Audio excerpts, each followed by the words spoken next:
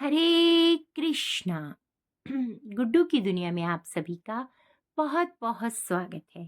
तो आज हम हरी हरी बोल सीरीज में आपके लिए एक बहुत ही सुंदर कथा लेकर आए हैं। कथा इस प्रकार है। कथा को सुनने से पहले आप सभी से विनम्र निवेदन है कि कथा को ध्यान पूर्वक सुनिएगा। भगवान की कथा सुनना, भगवान के नामों की चर्चा करना भी भगवान के दर्शन करने के समान ही होता है। तो इसलिए ध्यान पूर्वक सुने और आशीर्वाद प्राप्त करें।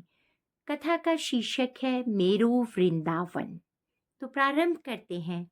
एक राजा ने भगवान श्री कृष्ण का एक मंदिर बनाया और पूजा के लिए एक पुजारी जी को लगा दिया। पुजारी जी बड़े भाव से बिहारी जी की सेवा करने लगे। भगवान की पूजा अर्चना और सेवा टहल करते करते पुजारी जी की उम्र बीत गई। राजा रोज एक फूलों की माला सेवक से भेजा करता था। पुजारी वह माला बिहारी जी को पहना देते और जब राजा दर्शन करने आता तो पुजारी जी वह माला बिहारी जी के गले से उतार कर राजा को पहना देते थे। यह रोज का नियम था। एक दिन राजा किसी वजह से मंदिर नहीं जा सका। उसने सेवक से कहा, माला लेकर मंदिर जाओ और पुजारी जी से कहना मैं आज मंदिर नहीं आऊंगा। सेवक ने वैसा ही किया। वह माला लेकर पुजारी जी के पास गया और माला देकर उसने कहा कि आज पुजारी जी राजा का इंतजार मत करना, महाराज आज नहीं आएंगे। और सेवक वापस चला गया। पुजारी जी ने माला बिहारी जी को पहना दी। फिर उन्हें विचार आया कि आज तक मैं अपने बिहारी जी की चढ़ी माला रोज राजा को पहना रहा हूँ, कभी ये सौभाग्य मुझे नहीं मिला। जीवन का क्या भरोसा, कब रुष्ट हो जाए।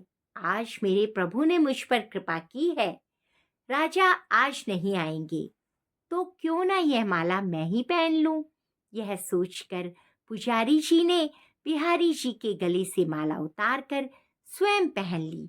इतने में सेवक आया और उसने बताया कि राजा की सवारी बस मंदिर में पहुंचने ही वाली है। यह सुनकर पुजारी जी कांप गए। उन्होंने सोचा अगर राजा ने माला मेरे गले में देख ली तो वह मुझ पर क्रोधित होंगे। इस भय से उन्होंने अपने गले से माला उतारकर बिहारी जी को फिर से पहना दी। जैसे ही राजा दर्शन को आया तो पुजारी जी ने नियम अनुसार फिर से वह माला उतारकर राजा के गले में पहना दी। माला पहना ही रहे थे तभी राजा को माला में एक सफेद बाल दिखा। राजा को सारा माजरा समझ में आ गया कि पुजारी ने माला स्वयं पहन ली थी और फिर निकाल कर वापस डाल दी होगी। पुजारी ऐसा छल करता है कि यह सोचकर राजा को बहुत क्रोध आया। उसने पुजारी जी से पूछा, पुजारी जी यह सफेद बाल किसका है। पुजारी जी को लगा कि अगर सच बोला तो राजा दंड दे देंगे। इसलिए जान छुड़ाने के लिए पुजारी जी ने कहा, महाराज यह सफेद बाल तो बिहारी जी का है। अब तो राजा गुस्से से आग बबूला हो गया। ये पुजारी झूठ बोले जा रहा है। भला बिहारी जी के बाल सफेद कभी हो सकते हैं? नहीं। राजा ने कहा, पुजारी अगर यह सफेद बाल बिहारी जी का है तो सुबह श्रृंगार के समय मैं आऊंगा और देखूंगा कि बिहारी जी के बाल सफेद हैं या काले। अगर बिहारी जी के बाल काले निकले तो आपको फांसी की सजा हो जाएगी। राजा हुक्म अनुसार चला गया। अब पुजारी रो रो कर पुजारी जी का बुरा हाल हो गया और बिहारी जी से विनती करने लगे, हे बिहारी जी मेरी रक्षा करना। मैंने आपके गले में लालच में आप वो माला पहन ली और पुनः आपके गले में डाल दी। आपने पहनी हुई माला आपको पहना दी। आपकी सेवा करते करते वृद्ध हो गया। यह लालच ही रहा कि कभी आपकी चढ़ी माला पहनने का सौभाग्य मुझे मिले। इसी लोभ में सब अपराध हुआ है मेरे ठाकुर जी। पहली बार यह लोभ हुआ और ऐसी स्थिति, इतनी विपत्ति आ पड़ी है मेरे नाथ। अब नहीं होगा ऐसा कभी कोई अपराध। हे मेरे नाथ मेरी रक्षा कीजिए, आप ही बचाइए, नहीं तो कल सुबह मुझे फांसी पर चढ़ा दिया जाएगा। पुजारी जी सारी रात रोते रहे। सुबह होते ही राजा मंदिर में आ गया। उसने कहा कि आज प्रभु का श्रृंगार वह स्वयं करेगा। इतना कहकर राजा ने जैसे ही मुकुट हटाया तो हैरान रह गया। बिहारी जी के सारे बाल सफेद थे। राजा को लगा पुजारी ने जान बचाने के लिए बिहारी जी के बाल रंग दिए होंगे। गुस्से से तमतमाते हुए उसने बाल की जांच करनी चाहिए। बाल असली है या नकली, यह समझने के लिए उसने जैसे ही बिहारी जी के बाल तोड़े, बिहारी जी के सर से खून की दहाड़ बहने लगी। राजा ने प्रभु के चरण पकड़ लिए और क्षमा मांगने लगा।